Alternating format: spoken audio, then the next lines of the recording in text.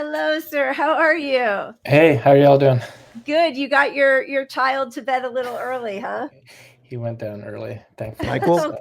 Congratulations. Yes, thank Um, you.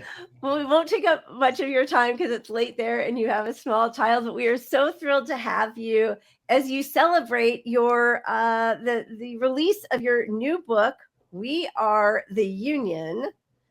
So why don't you tell us, please, what the main thrust of the book and what you're hoping to impart to people? Sure. First of all, thanks for having me on. Yeah, I'm a big fan of your work, and appreciate you, putting a voice out there against the billionaires. The book is sort of in that spirit.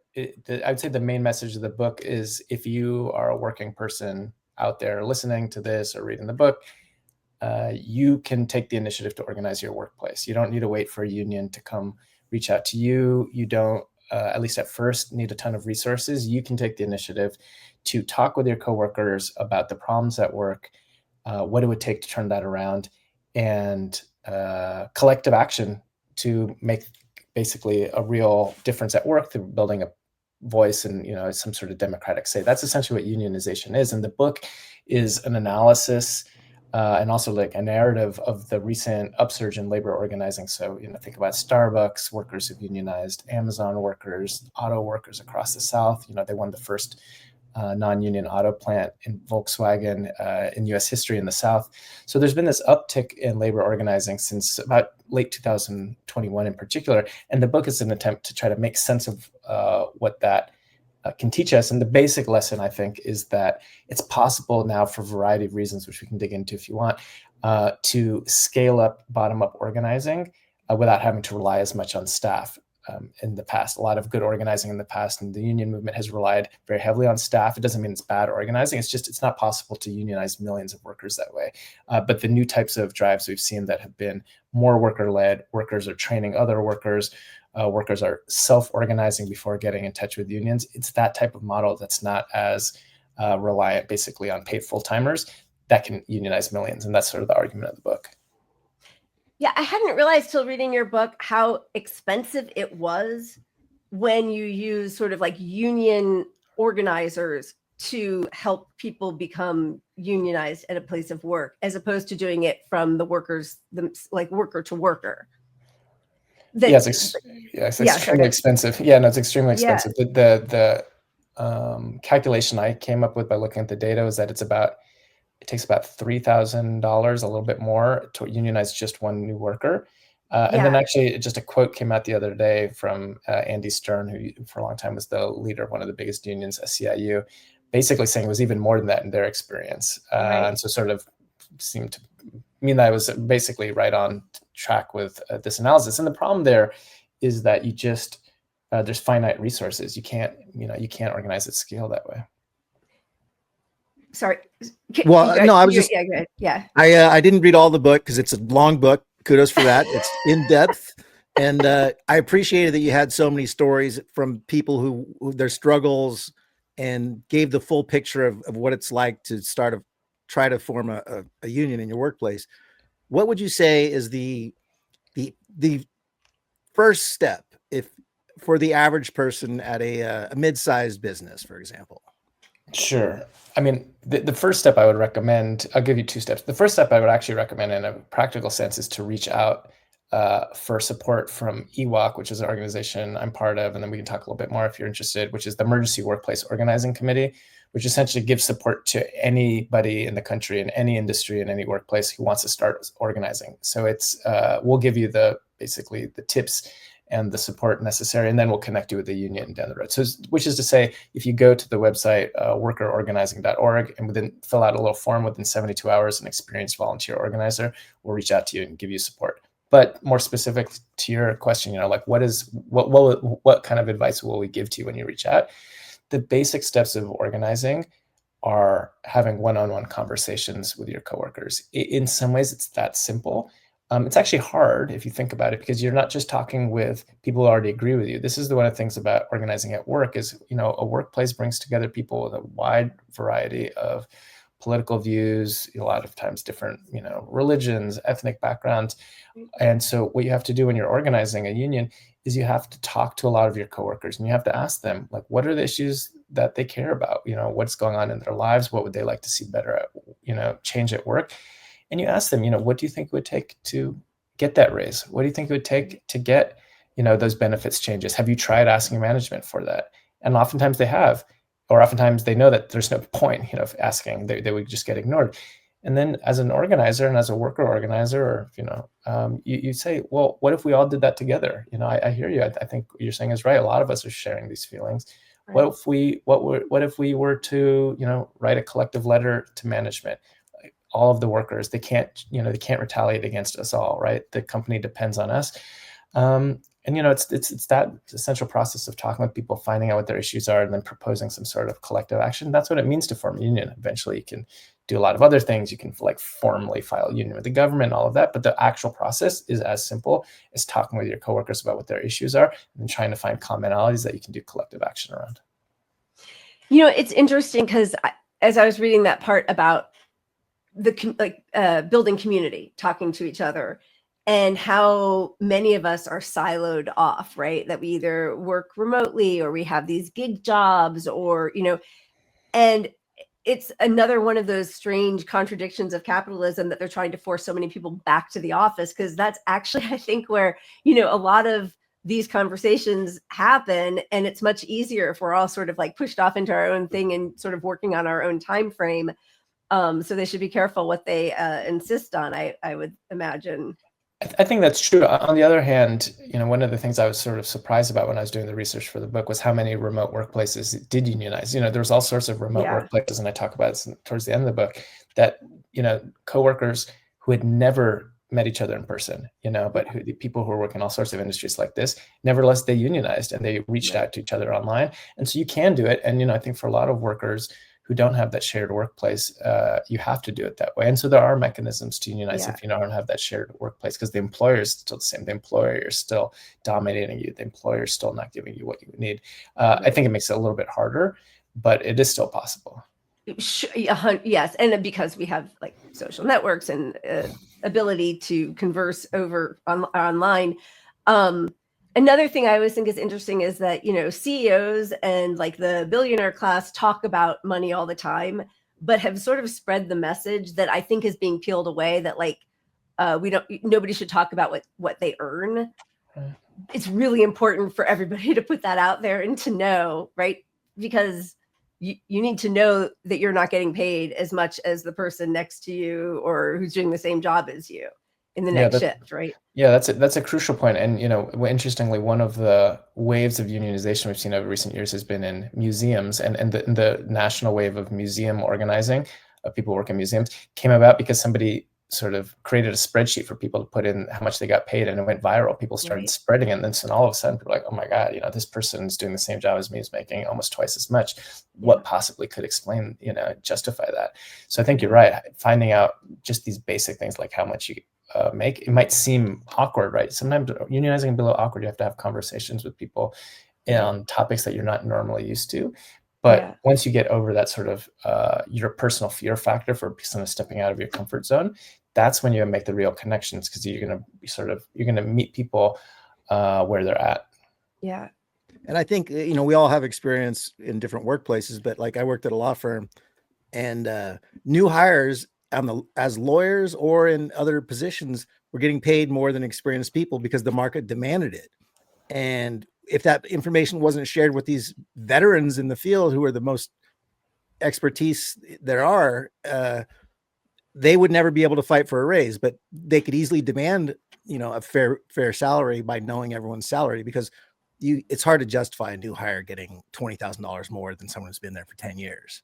Right. But this has been a huge factor in a lot of the strikes we've seen recently, particularly in manufacturing, because they have these things, what they call two-tier, right? So if you're an auto worker and you get hired, in the last 15 years or something, you're going to be making literally pennies on the dollar of what your coworker, oftentimes working literally next to you on the line, is making, just because you happen to get hired after a certain year. And so one of the big wins of these sort of more militant unions, like the United Auto Workers, which is now led by Sean Fain, sort of more fighter, is they fought against two tiers, and they put as the central demand of their big strike against the big three, ending two tiers. And so I do think that that sort of this basic question of equality, everyone, equal pay for equal work, that's I think a universal demand that remains valid. Yeah. Yeah. I mean, it's interesting, the propaganda that I think, people sort of swallowed, like, don't talk about money, politics, religion. And it's a way, and even like, class war is always only, for a while, was only talked about in reference to when poor or working class people are standing up for themselves, and not just sort of like the continuum of human existence of the wealthy constantly being like, they all know what they want to make. They're all very clear about how they're going to, charge us or exploit us. And so I think the more we can sort of pick away at those, like the sort of like civility of not being able to discuss those things. And yes, they're awkward, but it's so important that we have that transparency. Right. Yeah. Can you talk a little bit? Oh, I'm sorry. I just wanted to ask, can you talk a little bit about how the shift to gig workers is affecting the unionization? Yeah. I mean, it's a good question. The major surge of organizing, this I guess this reflects what we've been talking about, is that the major surge of organizing we've seen over the last few years hasn't primarily been amongst gig workers for I think precisely the reasons, Leila, that you described, which is that it is harder to organize when you don't have the shared workplace. But I mean, more specifically, it's also just currently the law in most states, or almost all states actually, to unionize if you're technically considered an independent contractor. So this is this legal Eric, we obstacle. lost you just for a second. Did you say it's against the law if you're a gig worker to organize? Is that what you said? Yeah. So technically, most gig workers, like if you're driving for Uber or for Lyft, Right. are technically under current law in most states, almost all states, are considered independent contractors. Right. And does that apply to Amazon workers, for example? Because Amazon refuses to recognize the union because they're contracted laborers. They say there is no strike, for example. That's a distinct issue. The Amazon is refusing to bargain with the union just because it's an evil corporation, but legally, actually, they're supposed to. So Amazon is breaking the law. Whereas when Uber and these other companies are ignoring their workers and saying they can't unionize, that actually technically is legal. It's just that the law is wrong. It's right. If you're driving for Lyft, you're a worker for Lyft. Everybody understands that intuitively, right. But they've been able to rig the law in most places. So that's a huge obstacle. People are still organizing. A union doesn't have to be legally recognized. A union is when workers organize together and they fight the boss, right? Like that's what a union is. And there's plenty of unions like that across the country that aren't formally recognized, and I think we're seeing that amongst the gig workers too. But it is obviously easier when the law gives you some sort of formal recognition, and it's better when you can to win a contract and have the union be sort of formally acknowledged by the bosses. That it allows a level of power and sort of institutional continuity that is helpful, and we haven't yet seen that amongst most gig workers. So is it just because who would be in charge? Like, I don't understand why nobody has the Amazon hasn't faced any consequences, any accountability for not coming to the table to negotiate with the union. Like, who is that? The NLRB? Why aren't they doing, like, who is in charge of enforcing that? Yeah. So the basic problem we have in the US as far as labor law is that there's very few serious repercussions for breaking labor law. So the National Labor Relations Board, the NLRB, enforces it. And one of the few good things that the Biden administration did is it did have a pro-union NLRB. So this NLRB, it really was like pretty consistently siding with unions, and that's made a difference in the drives of the last 4 years. And to help Amazon win their workers win their election, and actually also helped. Potentially it's going to get reversed now. A really important thing that goes a little bit of what we were talking about, which is that a lot of the drivers who are delivering the final products to your home at Amazon are technically not working for Amazon. They're technically working for these subcontracted companies. And so the NLRB is in the process, but it's not going to happen now under Trump, of essentially making it legally binding that Amazon is in fact the legal employer of these drivers. So that being said, the problem is distinct at the warehouse, though. That's not what the issue at like Staten Island. You know, people Right. might remember with Chris Smalls, and they Yeah. won the union election. These are warehouse workers. They're you know, everybody knows that they're Amazon workers. There's no legal Right. gray area. It's just actually against the law that they're not bargaining. Right. But you know, what's it to Amazon to pay a little bit of a fine? They've barely even been able to get fined yet for, you know, unfair labor practices like this. The reality is, in the US, the way you bring management to the table is through disruption and power. You have to force them. You basically have to make the costs of not listening to you and not ceding to your demands higher than the costs of continuing business as usual. And so that's why the crucial thing at Amazon, like at Starbucks and all these other huge corporations, is to keep on spreading the organizing, right? Because it's hard to force such a huge corporation to the table when the law is so sort of weakly enforced, when you have just one warehouse. And now it's exciting because they've got you know, over a dozen new workplaces. The Amazon organizing is really spreading. The Starbucks you know, campaign is spread to over 500 stores. So it's exciting, but it's going to take that kind of organizing to force management to the table. The law isn't going to do it on its own. Yeah. And so what is happening with Amazon? I know right before Christmas, they went on strike, but it was not a strike where they asked people to boycott Amazon, which already sort of always gives me pause. I'm an actress in LA, and my husband and I were on strike. He's a writer for almost a year last year. And there was all these like, you know, we're not asking you to boycott Netflix. It's like, no, boycott them all. Like, what are we doing here? Like, I want them to feel pain as fast as possible. So why are some of these strikes? I mean, like, my cynical, pessimistic part thinks it's because the union bosses are, you know, in bed with the CEOs, and it makes it a little easier and they're buying time. But what's the rationale for that? I mean, I think in these cases, I don't think it's the case in Amazon or Starbucks that the union leaders are like working with management. These are, you know, these for whatever limitations you can point to, these are two unions that are sincerely fighting the boss, you know, and that are sincerely trying to get their workers a contract. I think the specific reason around the boycott is that this is a weapon. You want to, when you're organizing, you want to be able to escalate. And sometimes you have to have certain things that, you know, if you use all of your the next step, or and the way they looked at this was very much sort of like the opening salvo and what's going to be a many years long battle. And I think that's, you know, that's why the strike was just a few days. You know, eventually you're going to have a strike that's indefinite. But, you know, you need to have more organization. You need to have more workers.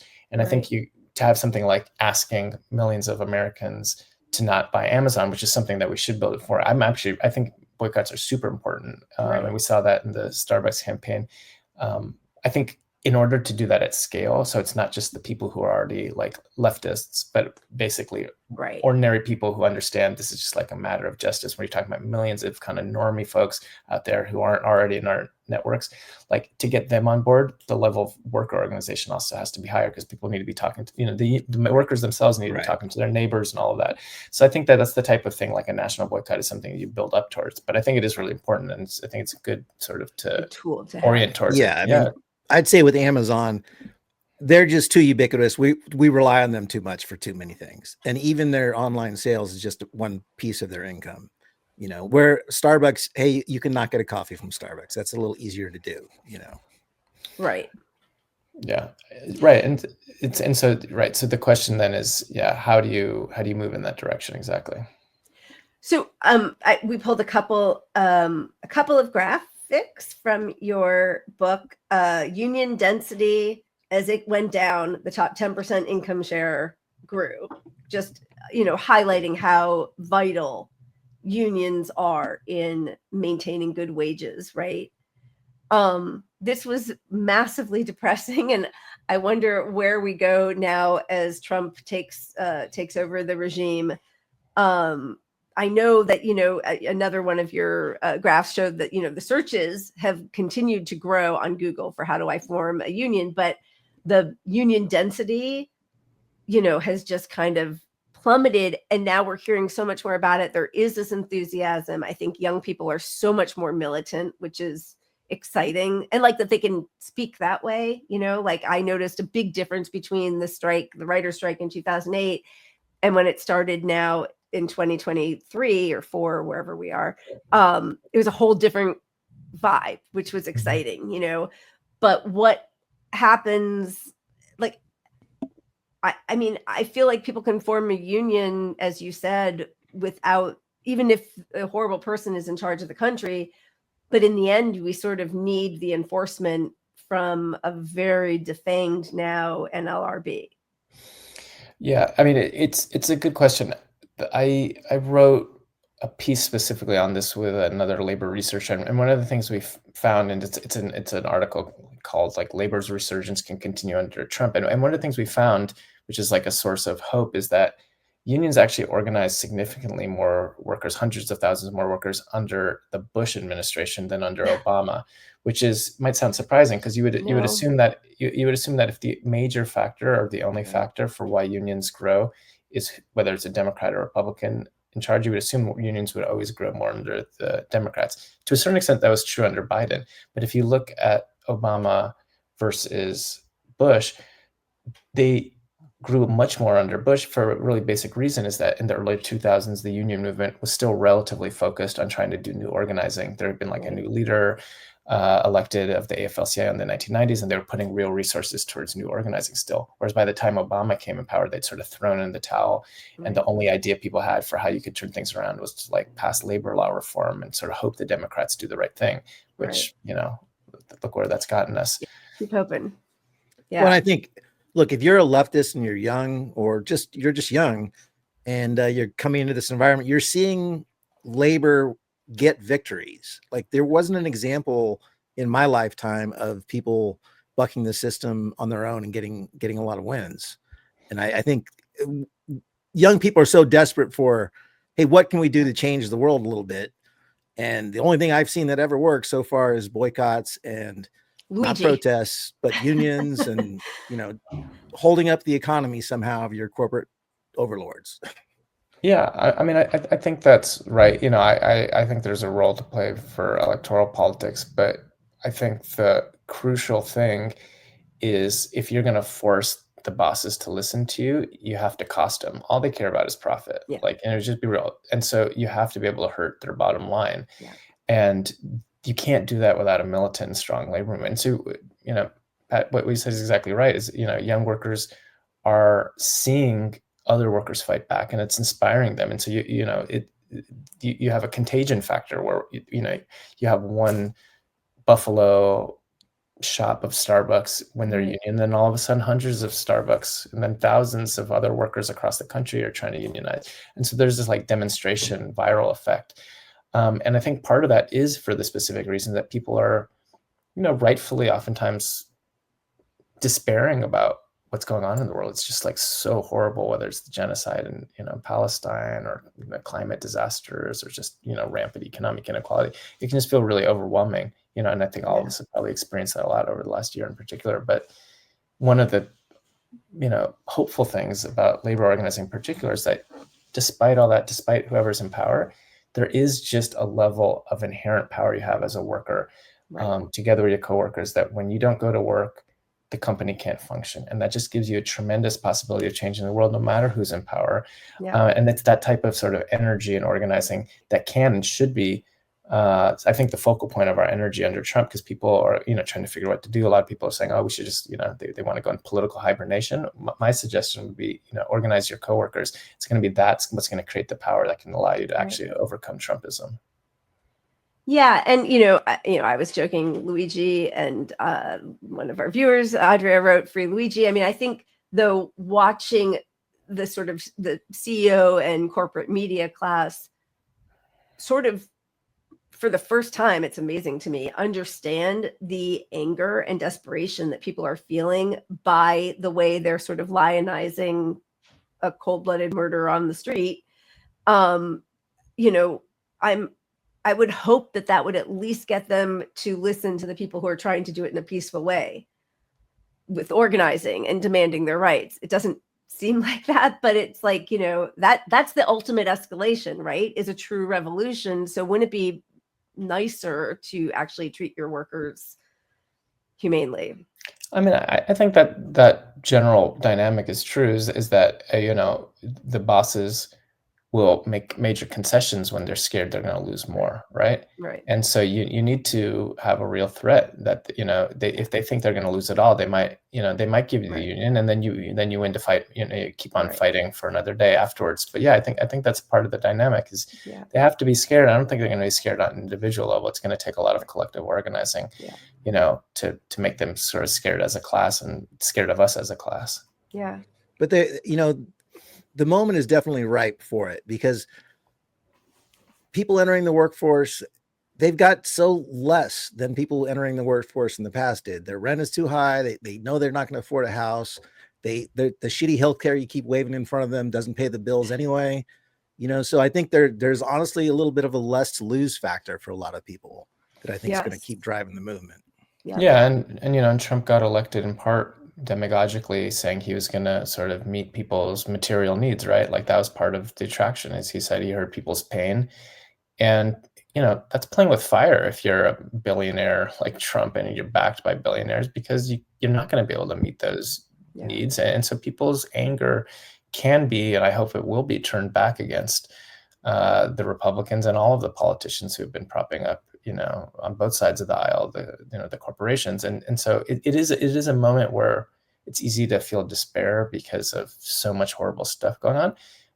But it's also like an extremely ripe moment for mass movements, because there is so much anger. And so things can change very quickly. And I think a lot of people sort of are a little overly pessimistic right now. And I would be surprised if we don't have a lot of very surprising resistance movements and worker struggles over the next few months and years. I totally agree. This year, I love that. Yeah. It's a tender fire right now. The year of revolution. I mean, of truly like worker-led revolution. I'm not built for an apocalypse or violence. I'm very like weak and delicate. So I hope it happens through strikes and that kind of militancy. But yeah, I mean, I certainly have a ton. I'm so inspired by you and people like you who've been doing this for years, and also the, Gen Z, millennial, whatever, they know they deserve more, and that this is not a fair system, and they're not explaining away why one group is better than the other, even though the results are the same. They just want to fight for the thing that we all deserve. So that does provide a lot of hope. Yeah, I'm hopeful with young people. There's this whole discourse about young people turning right kind of Trump, and there's some aspects of some young men, but overall that was very overstated. Because I think it went from like 18% of young people voted for Trump in the last election, 2020, and it was like 19% this time. So you're talking at the margins. Really, the vast majority of young people don't support these policies, and and they're either leftists, or they're just kind of checked out and disenchanted because they think none of the politicians are listening to them. So I think that there's an overwhelming majority of sentiment against the system, and it's sort of confused and inchoate and takes a lot of weird forms. And I don't think it's so crystal clear, but there's a lot of potential there, and I think we need to have confidence in people's ability to fight back and win. Well, I love that, and I love also you talked about salting, which I know we really don't have you much longer, but what could you explain to people what salting is and why that's so important? Sure. Yeah. I mean, salting is basically you get a job at a company and to hope unionize it. So, if any of your listeners are out there and are trying to figure out like, well, how could I be effective in fighting, against all of the horrors that are going on? Well, part of it is you could unionize your own job. So again, as I mentioned, you can go to like EWOC, go to workerorganizing.org. But another thing you could do is to salt. And for that, I would recommend not trying to do that as an individual. I would recommend you reach out to, honestly, you should look me up on social media or my email, and that is out there, and shoot me a message. And what I will do is connect you to unions who are looking for salt. Salts have played a huge role in this recent upturn, from Amazon to Starbucks to much further afield. And so basically, if you're interested in salting, reach out, and what different organizers do is they'll train you how to get the job, you know, and what do you do? How do you start talking to your coworkers? And I think it's extremely meaningful. I don't think there's anything more meaningful we could be doing right now than to be sort of like taking on these corporations from within, you know, within the belly of the beast, not just as a country, but, you know, within the companies themselves. And so, yeah, you know, there's ways to get a job at Amazon if you're not at Amazon. There's ways to get a job at Starbucks. And there's a lot of people who would want you to do that, support you. So shoot me an email just over social media, or you can find my email easily online, and I'll connect you with those organizers. That's wonderful. Thank you. And we did put, and I don't have them right here in front of me, but in the description on YouTube, the link to buy your new book, We Are the Union, the link to EWOC, and there was one other link. I put them all there, which I probably think my Substack. You can find my writings on. Yeah, laborpolitics.com is the best place to. laborpolitics.com. Yeah, that's the best place to find my writings. Thanks for having me on. Appreciate it. Yeah, and I just, before you leave, I just want to say to people, you know, the left is always having this debate about theory versus non-theory. You know, do you read theory? And it's whatever. This is practical theory for the labor movement. Read it. Don't just go back and read socialist stuff. Read something that you can put into practice directly. And there's some great examples in the book across all the industries that have unionized, and it's good stuff. So thank you. Appreciate it. Cool. Yeah. Thanks for having me on. Cheers. Thank you so much. Have a good one. Talk soon. Okay.